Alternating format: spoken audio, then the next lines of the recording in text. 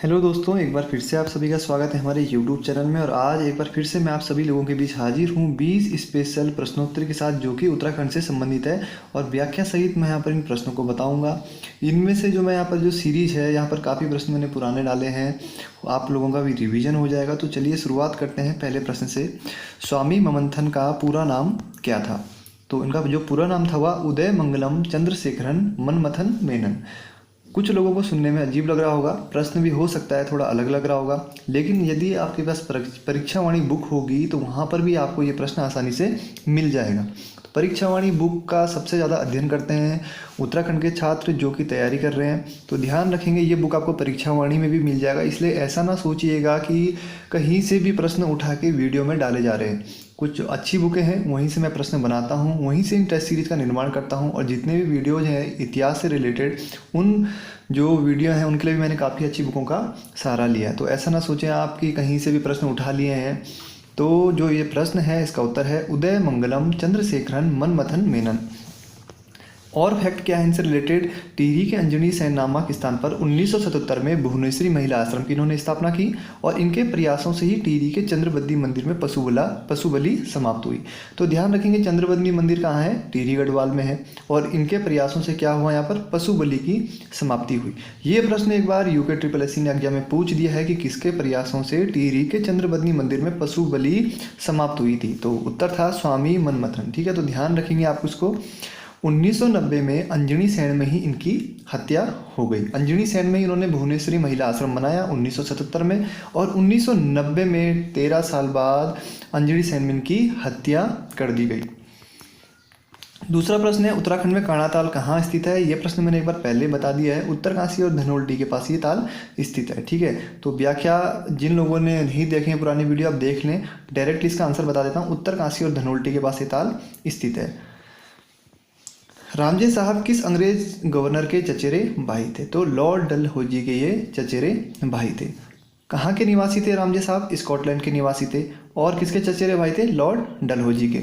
1857 की क्रांति के समय रामजे साहब कुमाऊं के कमिश्नर थे। इन्हें किंग ऑफ कुमाऊं के नाम से भी जाना जाता है। इन्होंने ईसाई धर्म के प्रचार प्रसार पर बहुत बल दिया और ये पूरे कुमाऊं को ईसाई धर्म में बदलना चाहते थे। तो ये 3 फैक्ट भी जरूर आप याद रखें। रामजे साहब किस गवर्नर के चचेरे भाई थे? ये तो सरल है, लॉर्ड डलहौजी सभी को पता है, लेकिन ये 2-4 फैक्ट जो बॉक्स के अंदर मैंने लिखे हैं इनको भी आप जरूर नोट कर लें। चौथा प्रश्न है, जमरानी बांध परियोजना का शिलान्यास कब किया गया था? तो उत्तर है 26 फरवरी सन 1976। तत्कालीन मुख्यमंत्री एवं केंद्रीय सिंचाई मंत्री ND तिवारी ने इस परियोजना का शिलान्यास किया था। और ये जो परियोजना है उत्तराखंड के 2 जिलों को लाभान्वित करती है। कौन कौन से 2 जिले हैं? उधम सिंह नगर और नैनीताल। तो पूछा जा सकता है प्रश्न कि जमरानी बांध परियोजना से उत्तराखंड राज्य के कितने जिले लाभान्वित होते हैं? तो उधम सिंह नगर और नैनीताल। 5वां प्रश्न है, कर्णकरायत नामक गांव के पास उत्तराखंड का कौन सा ऐतिहासिक किला है? तो ये है आपका बाणासुर का किला। ठीक है, ध्यान रखेंगे, कर्णकरायत नामक गांव के पास। तो ये तो सभी को पता है कि लोहाघाट में है, लेकिन जो करेक्ट लोकेशन है वो है कर्णकरायत नामक गांव के पास, जो कि लोहाघाट से 6 से 7 किलोमीटर दूर पड़ता है। और बाणासुर किस भगवान के भक्त था? शिव भगवान का भक्त था। तो ये सारे फैक्ट भी जरूर लिखते चले आप। 6वां प्रश्न है, आर्यन कन्याल का संबंध किससे है? तो ये है क्रिकेट से। दिसंबर 2018 में इनका चयन अंडर-19 क्रिकेट टीम में हुआ था और ये DD हाट के रहने वाले हैं। ये मुख्य रूप से ऑफ स्पिनर है। ये तो नहीं पूछा जाएगा, ये खाली जानकारी के लिए लिखा है मैंने यहाँ पे, लेकिन जो पूछा जा सकता है वो है संबंध किस खेल से है और ये कहाँ के रहने वाले हैं? तो DD हाट पिथौरागढ़ के ये रहने वाले हैं। 7वां प्रश्न है, उत्तरकाशी स्थित किस झरने का नाम एक अभिनेत्री के नाम पर पड़ा है? तो मंदाकिनी झरना। और ये झरना कहाँ है? उत्तरकाशी जनपद में स्थित है। हर्सिल और धराली के बीच ये झरना है। 1985 में जब फिल्म की शूटिंग चल रही थी राम तेरी गंगा मैली, ठीक है, तो इस झरने को दिखाया गया इस फिल्म में। और इस झरने के बीच में इस फिल्म की अभिनेत्री मंदाकिनी पर नहाने का दृश्य फिल्माया गया था, इसलिए इस झरने का नाम मंदाकिनी पड़ गया। जो हीरोइन थी मंदाकिनी वो नहाई थी झरने के नीचे, इसलिए इसका नाम पड़ गया मंदाकिनी। और फिल्म का नाम था राम तेरी गंगा मैली। पिथौरागढ़ जनपद के बनकोट नामक स्थान से किस वर्ष 8 ताम उपकरण प्राप्त हुए थे? तो 1989 में। तो ठीक है, ध्यान रखेंगे 1989 में पिथौरागढ़ में क्या हुआ? बनकोट नामक स्थान से 8 ताम उपकरण मिले थे। 9वां प्रश्न है धर्मजाली गुफा कहाँ है, तो कहाँ है, पिथौरागढ़ जनपद में। पिथौरागढ़ स्थित अन्य जो गुफाएं हैं वो भी देख लेते हैं। पाताल भुवनेश्वर गुफा, चीनी गुफा, सुमेरु गुफा, स्वदम गुफा और डाणेश्वर गुफा। सभी गुफाओं को भी जरूर नोट कर लें आप। 10वां प्रश्न है कंडुआ नामक आभूषण कहाँ पहना जाता है, तो कहाँ पहना जाता है, पैर में। कंडुआ जो आभूषण है अधिकांशतः प्रौढ़ महिलाओं द्वारा पहना जाता है। इसे सुदमन भी कहा जाता है। पैरों में पहने जाने वाले अन्य जो आभूषण है वह है अमृति ताल, झिंवरा, लच्छा, पौंटा, पाजेब, इमरती और बिछुआ। अपने तरीके से ट्रिक बना के आप इन आभूषणों को याद कर सकते हैं। ठीक है, एक ट्रिक बना लीजिए। ठीक है, इनको क्या करें, कहीं रिलेटेड करके चले, रिलेट करें इन चीज़ों को, जो इनके आभूषण है, हाथ पैर जो भी आभूषण है। और जो इसमें प्रश्न बन सकता है वो है इंपॉर्टेंट, इसे सुदमन भी कहा जाता है। तो हो सकता है एग्जाम में पूछ दे कि सुदमन नामक आभूषण कहाँ पहना जाता है, तो पैर में। ठीक है, कंडुआ तो सबको पता है, लेकिन इस आभूषण को सुदमन भी कहा जाता है। किस ताल के मध्य में ज्वालामुखी चट्टानों द्वारा निर्मित एक टापूनुमा भूखंड है, तो यह है आपका भीमताल। भीमताल कुमाऊं का सबसे बड़ा ताल है, जबकि कुमाऊं का सबसे गहरा ताल कौन सा है, नौकुचिया ताल। ध्यान रखेंगे सबसे बड़ा और सबसे गहरा अंतर है, तो दोनों प्रश्नों को आप अच्छे से समझ लें।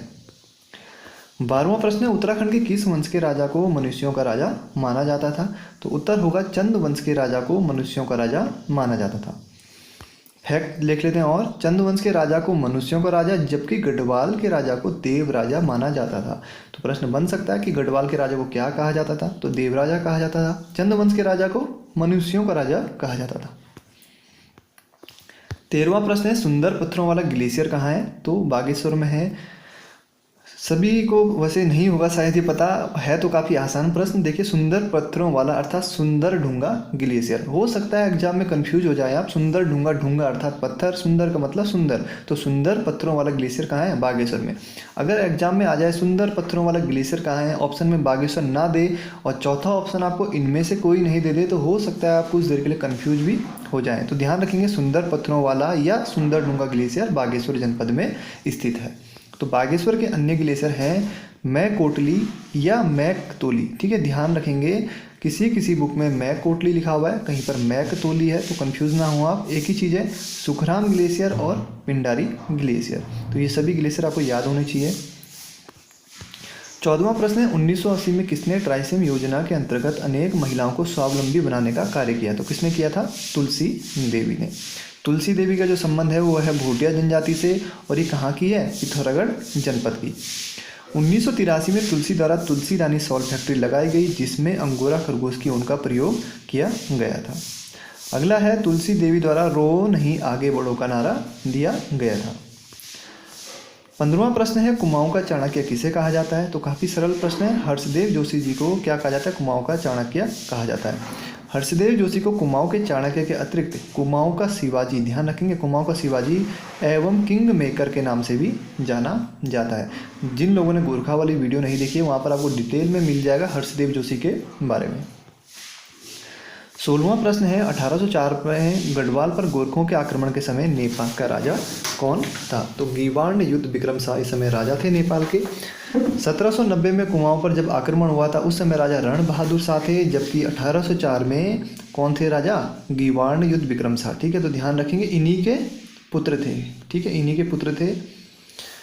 बुकडेश्वर गुफा किस जनपद में स्थित है, तो ये है आपके टिहरी गढ़वाल में। 18वां है कण्वाश्रम को कालिदास द्वारा क्या नाम दिया गया, तो क्या नाम दिया गया, किसलय प्रदेश नाम दिया गया कण्वाश्रम को कालिदास द्वारा। कण्वाश्रम कोटद्वार से लगभग 10 किलोमीटर की दूरी पर है। वर्तमान में इसे चौकी घाट के नाम से जाना जाता है, तो वर्तमान नाम है चौकी घाट, जबकि कालिदास द्वारा दिया गया किसलय प्रदेश नाम। मलवा ताल किस जनपद में स्थित है, तो कहाँ है, नैनीताल में। ठीक है, नैनीताल के अन्य प्रमुख ताल भीमताल, सड़िया ताल, हरीश ताल, नौकुचिया ताल और सात ताल। ठीक है, सड़िया ताल हो सकता है आप लोगों ने ना सुना हो, हरीश ताल भी नहीं हो सकता है, सात ताल, नौकुचिया ताल और भीमताल तो सभी को पता है, लेकिन ध्यान रखेंगे सड़िया ताल, हरीश ताल और मलवा ताल। जय भारत जय उत्तराखंड नामक नाटक का लेखन किसके द्वारा किया गया था, तो राजेंद्र दसमना के द्वारा नाटक का लेखन किया गया था।